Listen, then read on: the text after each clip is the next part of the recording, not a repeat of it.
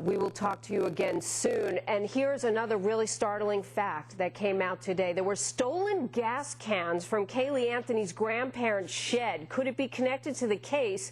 Let's go to Rosie Franco, reporter for WFLA Radio and the Florida News Network. Rosie, I want to ask you about these gas cans. Authorities saying that they're not connected to the case, but it certainly has to raise suspicions, particularly from what I remember.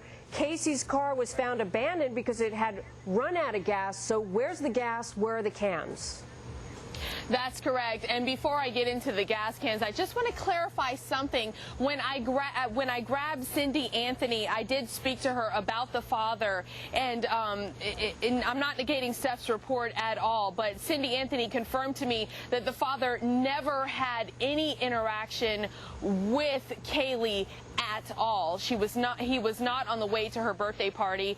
He had never even seen the child. Now, getting back to the gas cans, this is a good question. The gas cans remain a mystery.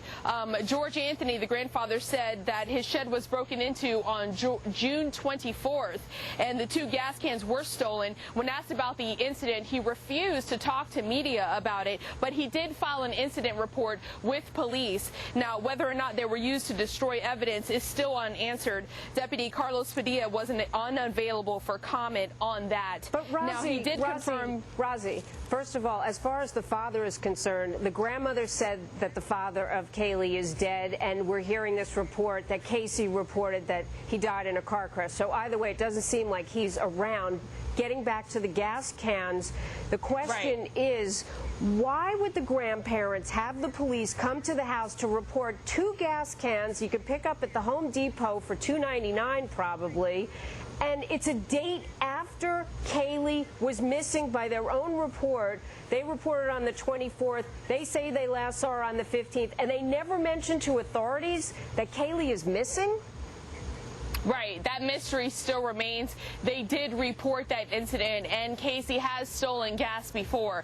Now, unfortunately, we don't know if what those gas cans were used for. The possibilities still remain. I want to move on here to investigators who spoke with Casey and the family yesterday for 5 hours and could not disclose what they spoke about. Okay, I'm going to ask you to hold that thought, Rosie. I have to take a quick break, but it is bizarre that authorities were called to that house when a little girl was missing, and the report, I saw the incident report, the whole thing says 2 gas cans missing. That's it.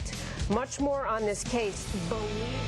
Well, now you'll hear it. Casey Anthony's friends speak out. Casey, of course, claiming that she was conducting her own search for her missing daughter, Caylee, for weeks after she disappeared, and that some of her friends can corroborate her story. Fox News' Phil Keating has found one of the friends. He's joining us live.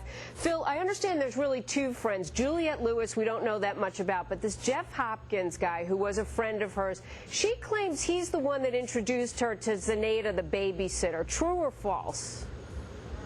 That is true. Casey was first picked up by police. This would be the day after her mother, Cindy, called 911 and those 3 now infamous 911 phone calls. So the following next 2 days, investigators with the Orange County Sheriff's Department spent hours with Casey Anthony, driving all around Orlando, going to different addresses, previous employers, all trying to track down, number 1, Caylee, number 2, Zenaida, the nanny, and number 3, any of these former coworkers / friends that could corroborate any of the story. During that time, Casey told the investigator that she was driving around with that there were actually 2 friends of hers whom she confided with about Caylee being missing during the 4 weeks where she claimed she was having her own personal missing child investigation. One of those was Jeff Hopkins, one was Juliette Lewis.